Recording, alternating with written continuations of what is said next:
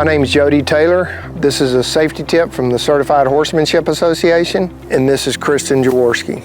And this is American Paint Horse Association, America's Sunny Bow. I'm going to be going over Polo Wraps today, which are used with walk, trot, canter, and they protect the ligaments and tendons on the horse's leg. When you put these on, this will be counterclockwise on the front left and clockwise on the front right. That's where a lot of the mistakes are done when they start wrapping. I'll start from the inside here at the top, right below the knee. There's a lot of controversy on how far you go down on these, whether you go below the fetlock or not. When I wrap the legs, I go below the fetlock.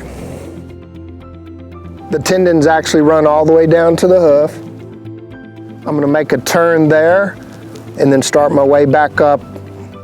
And I want to end up just below the knee.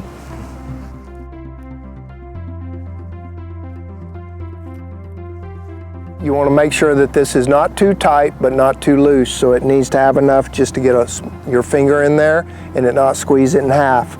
And that's an example of a good polo wrap protecting the ligaments and tendons. So when putting on polo wraps, you would take, I gave an example on the front left, you would wrap all four legs.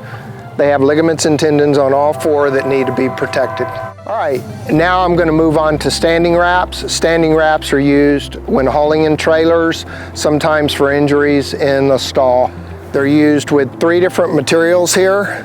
They'll have a no bow, pillow wrap, and or a quilted wrap.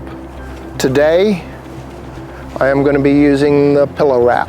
And I have a nylon wrap, much different than a polo wrap. You would never use a nylon wrap on a leg as a polo wrap is used. I'm going to roll this up. This is actually a 12-inch, which should fit this horse fairly well. They run 14 and 16 inches. The thoroughbreds are going to take more of a 16-inch, depending on the length of the cannon bone. Again, we're protecting the ligaments and tendons on the horse's legs.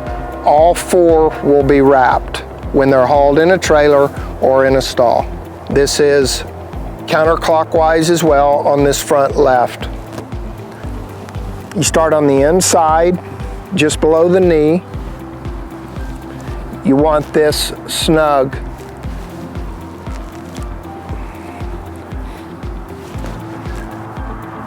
I have my nylon wrap here. I'll start at the top again. And I work my way down. I wrap below the fetlock on this as well. And it actually gives me a turning spot as I come back up, because I'm going to come around right now and start working my way back up.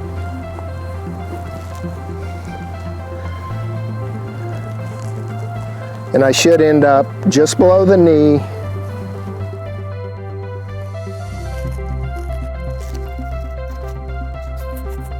Just like so. I am going to leave about a 1/2 inch above the nylon wrap, 1/2 inch below the nylon wrap. With standing wraps, the length of time that you're going to put them on, typically if I'm going to a show that is 2 hours away or more, I'm going to have standing wraps on.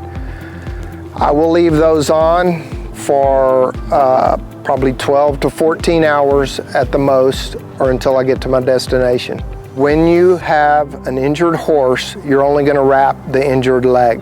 So it wouldn't be all 4, it may be 1, 2, or just the numbers that are injured. Okay, with the polo wraps or the nylon wraps, when you're re-rolling those, you need to make sure they're clean and make sure that the Velcro is facing up. That way the next day you go to put them on, you can roll them around and the Velcro is going to be in the correct location when you finish your wrap.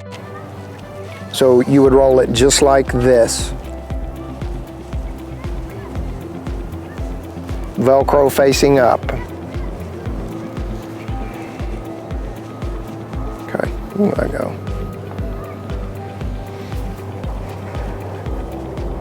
And then the next day when you go to wrap these, the Velcro is going to be right on the outside with it you'll be able to latch. It's a safety tip from Certified Horsemanship Association.